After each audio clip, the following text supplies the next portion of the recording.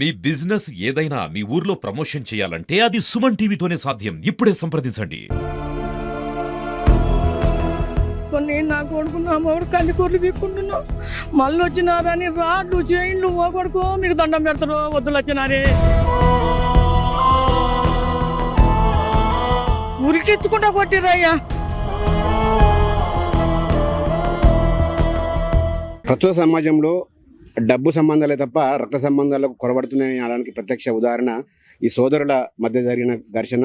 కేవలం సోదరుల మధ్య భూతగాదాలు చివరికి ఒక రక్త చరిత్రను సినిమాను తలపించేలాగా ఘర్షణకైతే దారితీసిన పరిస్థితి. దీంతో సోదరునికి సంబంధించిన ఇద్దరు కుమారులు, వాళ్ళిద్దరు ఏఆర్ కానిస్టేబుల్, వాళ్ళ కుమారులతో పాటు ఇది ఇలా ఇప్పుడు మనం చూపించే వ్యక్తి మాత్రం ఇతను దుస్తులు లేకుండా వస్త్రాలు లేకుండా ఉన్న వ్యక్తి మాత్రం ఆయన పేరు రామలింగయ్య. ఈయన సోదరునికి ఇతని మధ్య గత కొంతకాలంగా కూడా ఘర్షణలు జరుగుతూ ఉన్నాయి. సో ఇతన్ని చూడొచ్చు, సైకిల్ చిన్నుతో విచక్షణ రహితంగా ఇష్టం వచ్చినట్లు కూడా గాయపరిచిన దయనీయమైన పరిస్థితిని అయితే మనం చూడొచ్చు. ఆయన గాయాలపైన ఉన్న ఈ దృశ్యాలే ఎంతలాగా ఇతన్ని హింసించారో తెలుస్తా ఉంది. అతనితో పాటు అతని కుమారుడు కూడా ఇతను వికలాంగుడు, ఇతనిపై కూడా విచక్షణ రహితంగా దాడి చేయడంతో అతని తల మొత్తం కూడా డ్యామేజ్ అయింది. అతన్ని హైదరాబాద్కు తరలిస్తున్న పరిస్థితి మనం గమనించవచ్చు. మొత్తంగా చూసుకుంటే అసలు ఎందుకు ఈ ఘర్షణ చోటు చేసుకుంది, వాళ్ళిద్దరు సొంత అన్నదమ్ములే అయినప్పటికీ కూడా ఎందుకు ఇంతగా పగలు పెంచుకొని ప్రతీకారాలుగా దాడి చేసుకున్నారో విషయాన్ని తెలుసుకున్నాం. ఎందుకు అసలు ఏం జరుగుతుంది? ఏం లేదయ్యా, మా పొలంలో మేము పని చేసుకుంటున్నాం. మా పొలంలో పోయి మేము పని చేసుకొని నా కొడుకు నా మొగుడు కందికూరలు పీక్కుంటున్నాం, మళ్ళీ వచ్చినారని రాడ్లు చైన్లు ఓ కొడుకు మీకు దండం పెడతారు, వద్దులు వచ్చినారే అని అన్నా కానీ ఇరోకుంటా చైన్లు తీసుకొని నన్ను మానవులు నాకు ఉరికిచ్చుకుంటా కొట్టిరయ్యా. బాబా ఎంత ఘోరంగా కొట్టిరో మేము చెప్పకూడదు, మీరు వినకూడదు. అట్లా కొట్టి వదిలిపెట్టారు. నా కొడుకుని కొట్టిరని ఉరుకుతున్న పరారై అక్కడ దేవుని కాడి కురుకుతుంటే ఆడి కురికి వచ్చారు. ఆడి కురికి రాగానే ఇద్దరు ముగ్గురు ఉండి రావద్దు అని సైకిల్ మోటార్ ఎక్కించి మా వాళ్ళ ఇంట్లోకి దాచిపెట్టారు. ఇక అప్పుడు 1-0 చేస్తే నా కొడుకు ఆడబడిపోయిండు, నా మోడి ఏడబడిపోయిండు, నాకు ఇంకేం లేదు. ఇక ఎందుకు అసలు నీకు మీ సోదరుని కుటుంబాలకు ఎందుకు గొడవ? ఎందుకంటే సారు ఏమైనా జరిగిందంటే ఇదివరకు రాళ్ళు లేవాడ, అయితే ముండ్ల తంబాలు వేసారు. వేస్తే ఆ ముండ్ల తీగ వేస్తే తంబాలు బాదిరు. బాధితే తీగ బాధవాకరి గెట్ల మీద ఉన్నది. ఆ గెట్ల పంచాలు అయినాక చేసుకుందాం అన్నాం. అంటే సర్లే అనకుండా ఏం చేసుకుంటూ చేసుకోపో అన్నారు. చేసుకోపో అంటే మేము పోయి కేసు పెట్టినాం. కేసు పెడితే 3 పోలీసు వాళ్ళు వచ్చారు. పోలీసు వాళ్ళు వచ్చి చూసి ఇది పద్ధతి కాదు, మీరు మాత్రం ఇట్లా బాధొద్దు, కాస్ట్ ఆపేసి చూసిరు, మీరు మొత్తం రాంగ్ తప్పు మీది, మీ మీదనే కేసు పిటాప్ చేస్తాం అని అన్నారు. అంటే అన్నారుగా బతిలా ఆడుకోరు. అయ్యా మళ్ళీ ఈ కేసు ఎందుకు, ఇక మనం అయిన వాళ్ళం, మాకు జాబులు ఉన్నాయి, ఇతర చేసుకుందాం, ఒక పెద్ద మనసుల కాగితం రాసుకొని మళ్ళీ మంచితనంతో తాడు తీసుకొని చక్కగా చూసుకొని బాదుకుందాం అన్నాం. అనేసరికి ఇక సర్లే అన్నారు. ఇప్పుడు ఇక నిన్న అన్నారు, నిన్న ఫోన్ చేసినారుగా ఇట్లా తాడు కట్టుకొని బాదుకుందాం అన్నారు. అంటే మాకు ఇలా తీరట్టి బాదుకుందామని మేము అన్నాం. అన్నాక తాడు కట్టినాం.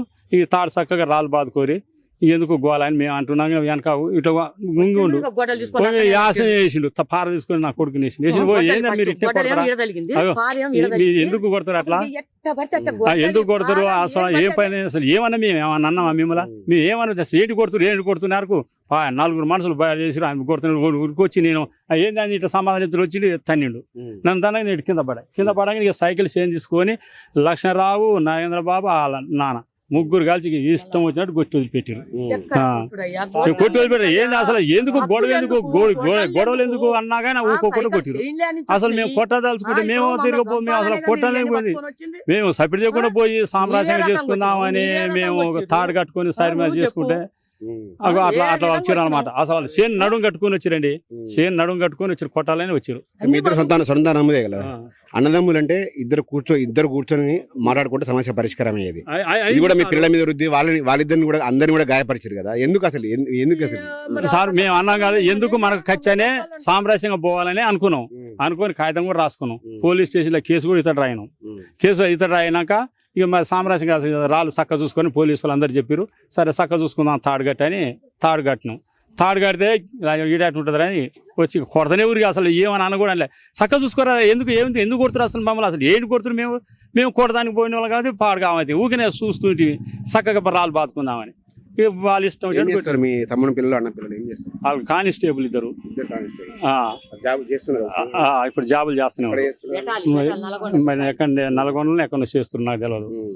ఇక వాళ్ళు 6 రోజులు ఏమో సెలవు పెట్టి వచ్చి ఇంకా అసలు గెట్టు చుట్టూ వాళ్ళందరూ మేము ఒకలే కాదు 10 మంది గెట్టు చుట్టూ అందరూ కూడా కొట్టాలని వాళ్ళందరూ కూడా పిటిషన్ ఇచ్చేవారు.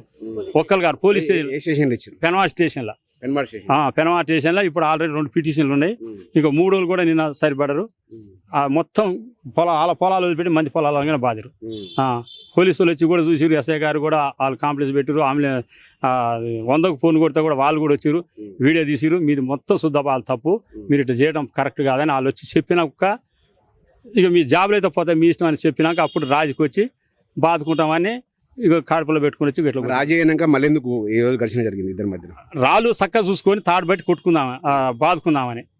బాదుకుందామంటే సర్లే అన్నాం. ఇక మేము బాద్దామని మేము పోతే ఇక కొడతనే ఊరు అనమాట. ఇక చూడట్లేదు, ఏం చూడట కొట్టడం ఇక. ఎట్లా ఉంది మీ చిన్న బాబుకి? ఏం చెప్పారు డాక్టర్లు? మీ బాబుకి గట్టి తగిలినట్టు తల మీద సీరియస్ అని చెప్పారు. హైదరాబాద్ తీసుకుపోయినారు. సీరియస్ ఈడ అదే గొడ్డలతోటే ఈడ నరికిరు, పారతోటే ఈడ చెక్కిరు, మళ్ళా కత్తితోటే ఈడ పొడిచిరు. ఇక చైన్లు తీసుకొనేమో ఇక మా ఎట్లా పట్టట ఇక నన్ను అయితే ఇక చెప్పరాని కాడ తన్నీరు. ఆ రిపోర్ట్ వస్తే చూడమండి, ఇక చెప్పకూడదు, నేను వచ్చినాక చూడవండి. అంత ఘోరంగా అసలు ఎంత పగోళ్ళైనా ఎంత ఇదైనా ఇంత మమ్మల్ని చేయకూడదు. మేము ఇది చేయలేదయ్యా. ఎంతసేపు ఉన్నా లక్ష్మీనారాయణ నీకు దండం పెడతానా వద్దయ్యా, ఇంకేమో రేపు నేను ఇది మొత్తంగా చూసుకుంటే ఈ ప్రస్తుతం సమాజంలో కేవలం మానవ సంబంధాలు చెదిరిపోతూ కేవలం ఆర్థిక సంబంధాలే ఉండడానికి కారణం ఈ 2 కుటుంబాలు. ఇద్దరు సొంత అన్నదమ్ములు అయినప్పటికీ కూడా ఇతను ఏదైతే దాడికి పాల్పడ్డారో ఇద్దరు కూడా కానిస్టేబుల్, సొంత ఆయన పెదనాన్న. సో తమ పెద్దమ్మ తమ తమ్ముడు సోదరుడని చూడకుండా కూడా వాళ్ళకి విచక్షణారహితంగా చైన్లు, కత్తులు, గడ్డపళ్ళతో తమపై దాడి చేశారని కూడా వీళ్ళు చెప్తా ఉన్నారు. మొత్తంగా చూసుకుంటే వీళ్ళు గత కొంతకాలంగా ఊర్లో ఉంటూనే వాళ్ళు భయభ్రాంతులకు గురి చేస్తున్నారని కూడా వీళ్ళైతే ఆరోపిస్తున్న పరిస్థితి. మొత్తంగా చూసుకుంటే వీళ్ళు ప్రస్తుతం అయితే ఇదే విషయంపై పెన్బాడు పిఎస్లో ఫిర్యాదు చేయడానికి అయితే వీళ్ళు సిద్ధంగా అవుతున్న పరిస్థితి కనబడతా ఉంది. ప్రస్తుతం పోలీసులు కూడా దీనిపై పూర్తి స్థాయిలో విచారణ చేయడానికైతే ఇప్పటికే పలు బృందాలుగా విడిపోయి ఆ ఊరికి వెళ్ళిన పరిస్థితి కనబడతా ఉంది. కొన్ని నా కొడుకున్నాము కందికూరలు పీక్కుంటున్నాం, మళ్ళీ వచ్చినారని రాడ్లు చైన్లు ఓకొడుకో మీకు దండం పెడతారు వద్దులు వచ్చినారే. ఉరికించుకుంటా కొట్టిరయ్యా.